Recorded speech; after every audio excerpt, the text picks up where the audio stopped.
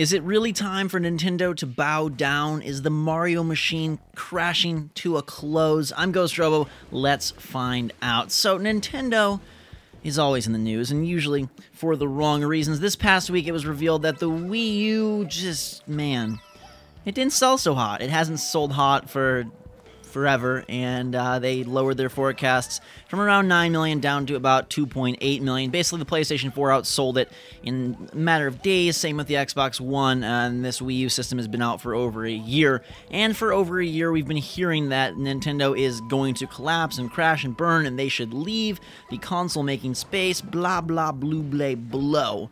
And I wanted to weigh in on this. Let's get some facts down first of all. A lot of people say the 3DS is in free fall as well, which is normally where Nintendo relies most heavily on their handheld, but let it be known that the 3DS was the best-selling system of December 2013 and the best-selling system of all of 2013. So whether it has less sales supposedly than the previous year or whatnot, it is the best-selling system in America. So what does that say about the other consoles? Also, let it be known that the Wii U had its best month of all time, putting it over 460,000 units sold in December 2013. Now, that is paltry compared to the brand new consoles, where Xbox One sold over 900K and PS4 around that same number. It's about half, and that seems very doom and gloom. But let's take things from a broader perspective and think logically about all of this. It's not without reason to be panicky if you are a Nintendo fan or if you're just a gaming enthusiast, because even the big man himself, Iwata, said that Nintendo may have to rethink its strategy. They maybe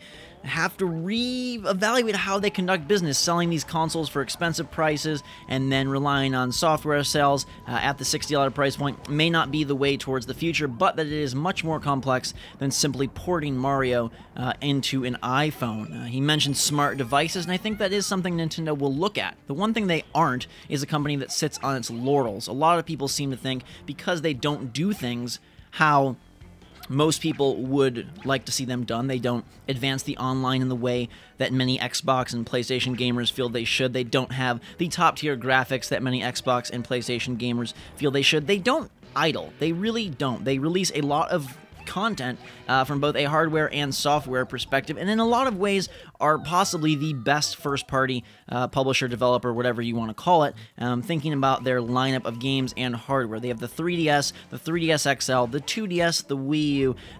Whether you like these systems or not, they are willing to innovate, they are willing to release product, they are willing to try and willing to take chances. Now, maybe they take chances in a completely wrong direction, and I think they've made a lot of mistakes. But I would not count them out for a number of reasons. The first being that they have a lot of money. They profited so big on the Wii that this isn't an issue of the company falling apart. 3DS software is up. It's the best-selling system. They are making a bunch of money on that, as well as the software from Wii U is selling pretty well. Not as well as it would like to be sold, but that sells pretty well, and again, they are doing okay from a money perspective. So this isn't a case where the company is just going to vanish and disappear. Is it ideal for them? No, but here's what they could do, and here's what I think they will do going forward. So Iwata talks about smart devices, about how to evaluate things, and he mentioned the pricing structure of typical game things, where you buy this expensive console and buy these $60 games, and that leads me to believe they're thinking maybe along the lines of a virtual console. So you have a smart type device. I don't know that Nintendo will ever venture into the phone market, but perhaps a phone type device with a subscription service or an app store that sells virtual console games, but this console is purely meant to play that, because clearly they don't feel confident in bringing all the virtual console stuff to 3DS. They don't feel confident bringing all the virtual console stuff to Wii U. So perhaps it takes shape of a Wii U gamepad that all it can do is play virtual console games. This could be an interesting thing. You sell a Wii U gamepad for $99, and then you are able to connect to the eShop and buy virtual console-only games. This would serve them in two ways. One, it would allow them to sell things in a different pricing structure. Two, it would allow them to sort of decouple the Wii U gamepad from the Wii U and potentially sell a Wii U for much cheaper without the gamepad, because for the most part, games on the Wii U can be played with Wiimotes, the Pro controller, things like that. You don't need the gamepad, and increasingly it's becoming a second screen type controller more than a supplemental controller, which is what I wanted. I wanted them to do cool things a la Zombie U in the backpack, something fun with Zelda, but more and more Nintendo's focus and apparently purpose was second screen gaming, and that's what they wanted it to be. In that case, you don't really need the gamepad for just about anything, and Super Mario 3D World and the upcoming Mario Kart 8 prove that by using it for pretty much pointless purposes. Some cute little touching find the coins on Mario 3D World and a giant honking horn for Mario Kart 8. So they could separate these two, make the Wii U the console, and the gamepad sort of this virtual console player. They could even, if they were really smart, sort of find a way to merge that all together, but I doubt that happens based on their reluctancy to use the virtual console as leverage. You know, they have this huge catalog, and if their fan base is anything like me, it would be just hotcakes if they put all their games out. Like, hey, our entire NES, Super NES, N64, GameCube collection are available for purchase right now. Go. Game Boy Advance on the 3DS. Go. I mean, I would buy a boatload of things, but they don't. They release it very slowly. You know, whatever the reasons, I don't care. But I don't think that the idea Michael Pachter had, who is a very prominent video game financial analyst, of porting Nintendo games to the Xbox One and PS4 temporarily until Nintendo gets its stuff under control, is a very good option, nor one that Nintendo would ever do. I cannot see them relinquishing the exclusivity of Mario and Link and Donkey Kong from their platform. That's their baby, basically. You don't go and share your child with another mom just because you need to make money. You don't go and send your kids off to a factory, typically, unless you're falling apart. And Nintendo isn't falling apart. While people... You know, the media loves to talk doom and gloom. Go read sports. It's all... everything. Politics. Pick your genre. It's all just exaggeration and sensationalizing everything and just... madness. You know, they want to talk about, is Kobe Bryant done for? Is this person doing this? Is that person doing that? And so is Nintendo, you know, done for? Is Nintendo crumbling? Is the headline that you read. In fact, you know, they had their best month ever for Wii U. The 3DS is the best-selling system of 2013. I don't see how that is so horrendous as people think. Now, granted, the numbers and the figures speak for themselves and do show signs of significant alarm, but Nintendo is not out of the game in any stretch of the imagination. It's possible for them to also release a new system. You know, the Wii U, it flopped. It's not really going anywhere. It probably won't go anywhere. So if they don't want to take the smart route, if they don't want to take, by smart I mean smartphone route, another smart as an intelligent route could be to release a new system in 2015. So there's no way that they're going to release a system in 2014 unless some secret voodoo magic prince comes to them and you know, conducts a symphony of magic.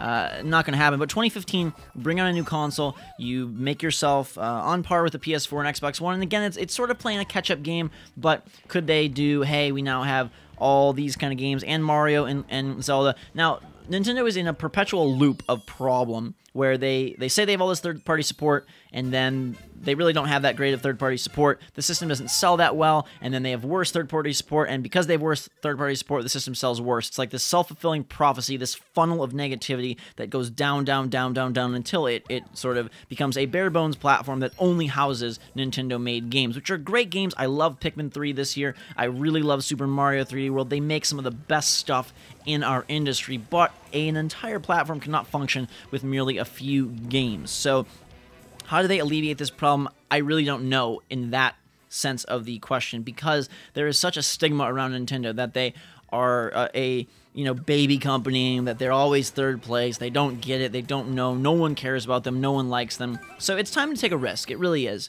I am not completely shutting out the criticisms that people have leveraged against Nintendo the past few days, especially. I take them to heart. I just don't think it's as drastic as people think, and I don't think in any way Nintendo will bow out of the hardware game. They value themselves too highly. They are too much of a pillar of gaming to really just go out quietly like that. I think they will fight and claw and try with their piles of money until there is no hope left, and hopefully that never occurs. Hopefully they get back on the right course, and it's about changing the mindset of gamers, because again, right now Nintendo is a company that's sort of, one step forward, 3 steps back. How do you shake that up? How do you change what people, how people view you? And the Wii U was supposed to be the gamer's console, and it wasn't. It was a platform that, by all accounts, is a complete disaster.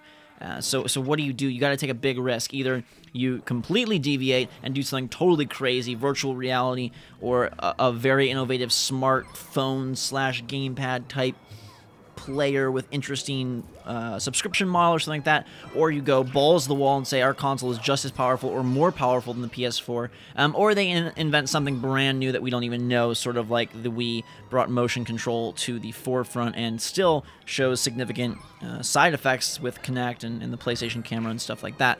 But creating another system that just does this a little bit better is not going to do it, and I don't know how you can waltz out there on stage at E3 and say, hey, we've got this new thing and we've got all this third-party support. No one's going to buy it.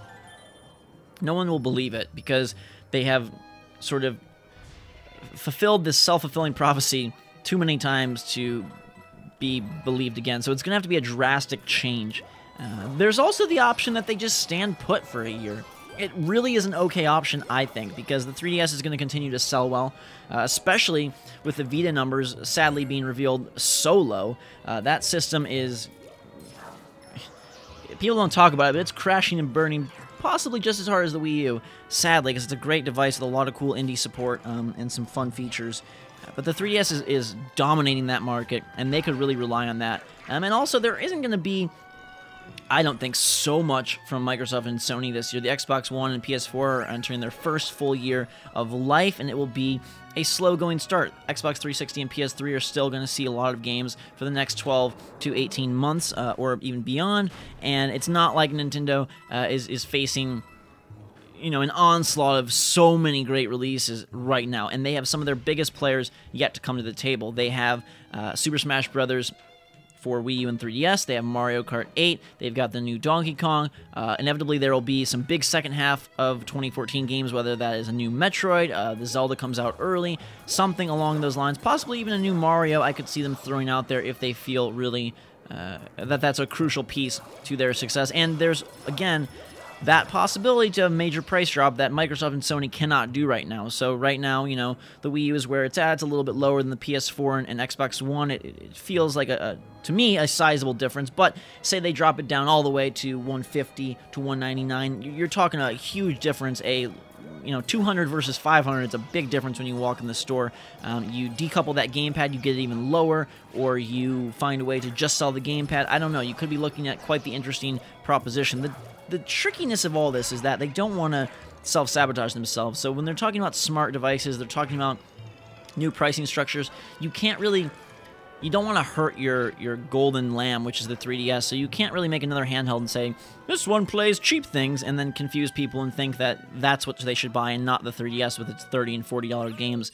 So smart and very intellectual debates are going to be needed to be had at Nintendo right now. And I don't have, like, perfect confidence in them. They make a lot of mistakes. They frustrate me a lot. They really don't get many things about gaming, and especially as a very Japanese-centric company that is committed to those roots and unwilling to move away from that. You know, their reveals are often paltry, their communication is often silly, their decisions are often, 5 years behind the curve, but they are innovative, they are committed, and they do make some of the best games in gaming every single year, it seems like. So I have faith that they will find a way to turn it around, whether it's this year, whether it's next year, whether it's by releasing a new platform, whether it's by modifying an existing platform in the sense of decoupling the gamepad. I really think the Virtual Console is something that they need to use to their advantage, especially hearing Iwata talk about price structures, cheaper games. Their pricing structure for the Virtual Console is a little bit high, I felt, but you get those games down to $3 and $7 maybe, $3 for NES games, $7 for SNES, $10 for GameCube, something like that. I don't know. That could be attractive. I would be so shocked if they ported any of their games to iOS, Android, PS4, Xbox One. That would be just a total shocker to me. My jaw would hit the floor. I can't see that happening. I don't see them relinquishing control and using another company as a piggyback ride until they figure things out. I think they'll figure things out and bear that burden themselves. And again, the 3DS is riding really high. So when you go and read these Forbes articles and these whatever articles that say, oh, Nintendo, just remember that the 3DS is the best-selling system of the year. Just remember that the Wii U had its best month. Just remember that Nintendo has a lot of money as a company. And just remember that they have found ways to innovate and be successful, even when the odds were stacked against them previously, as well as many other companies. The Xbox original was not that much of a success in any frame of mind, and look where they are now with the Xbox One, you know, going toe-to-toe with Sony in many ways. So do not fear, Nintendo is not bowing out. Nintendo is not down and out. They will be back with a vengeance, I feel, within the next 6 to 24 months. I fully think that they will be flying high soon enough, provided they make some smart choices and take risks, which they've shown a willingness to do in a capacity that feels comfortable to them. Will they go completely off the wall and do something crazy? I would like that, but I doubt it. So I'm trying to think of more conservative but still risky maneuvers they can make, such as a virtual console system, such as decoupling the gamepad, such as releasing a brand new home console in 2015. I hope you guys enjoyed this video. Let me know in the comments below your thoughts on Nintendo, where they stand, and also about the negativity in media and how people like to glom onto stories that focus on, you know, death, defeat, and destruction, as opposed to the positive aspect and the glass half full angle of a lot of these controversies and stories. Hit that like button if you got something out of it and enjoyed. Add your favorites if you really had fun. Drink some hot chocolate, guys and girls. Thanks again. Have a fantastic day, and we'll see you all later.